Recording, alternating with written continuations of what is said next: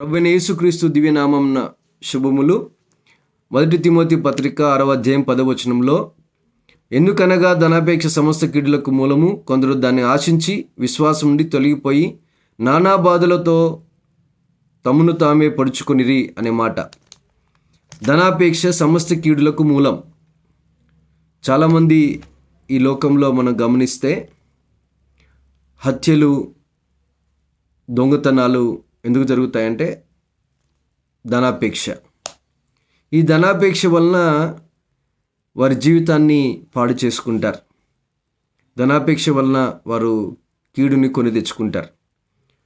ఈ ధనాపేక్ష దేవుని వాక్యం ఏం సెలవిస్తూ ఉందంటే, దేవుని లేఖనాలు ఏం సెలవిస్తూ ఉన్నాయి అంటే, హెబ్రీ పత్రిక 13వ అధ్యాయం 5వ వచనంలో, ధనాపేక్ష లేని వారే మీకు కలిగిన వాటితో తృప్తి పొందియుండుడి, నిన్ను ఏమాత్రం విడువను, నిన్ను ఎన్నడూను ఎడబాయను అని ఆయనయే చెప్పుచున్నాడు కదా.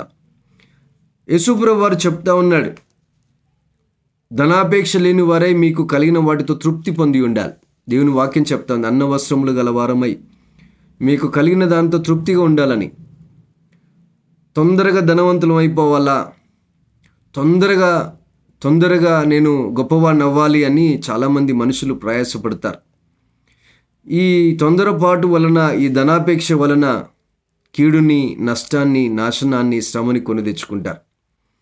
దేవుని ప్రజలంగా దేవుని వాక్యం చెప్తా ఉంది, మనకు కలిగిన దానిలో మనం తృప్తి పడుతూ ఆశ ఉండాలి కానీ అత్యాశ ఉండద్దు.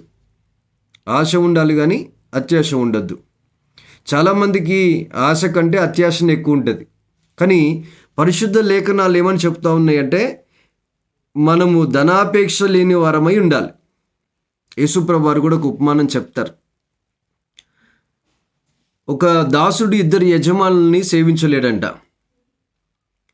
ధనము, దేవుడు యజమానులుగా చూపిస్తూ, ధనము కావాలంటే దేవుని విడిచిపెట్టాలి, దేవుడు కావాలంటే ధనాన్ని విడిచిపెట్టాలి. మనుషులు చాలా వరకు దేని కొరకు అడుగులు వేస్తూ ఉంటారంటే, ధనమే వారికి, ధనం అన్నిటికీ మూలమని చెప్తారు. కానీ యేసుప్రభుని నమ్మినటువంటి బిడ్డలు, యేసుప్రభుని అడిగినటువంటి బిడ్డలు, యేసుప్రభుని కలిగిన బిడ్డలు ధనాపేక్ష లేని వారంగా ఉండాలి, మనకు కలిగిన దాంట్లో తృప్తి కలిగి ఉండాలని దేవుని లేఖనాలు సెలవిస్తూ ఉన్నాయి. దేవుడు అంటున్నాడు, నిన్ను విడువను, ఏమాత్రము నేను ఎడబాయను అని ఆయనే చెప్పాను కదా. ప్రభువారు చెప్తా ఉన్నారు, నిన్ను విడువడు, ఎడబాయడు.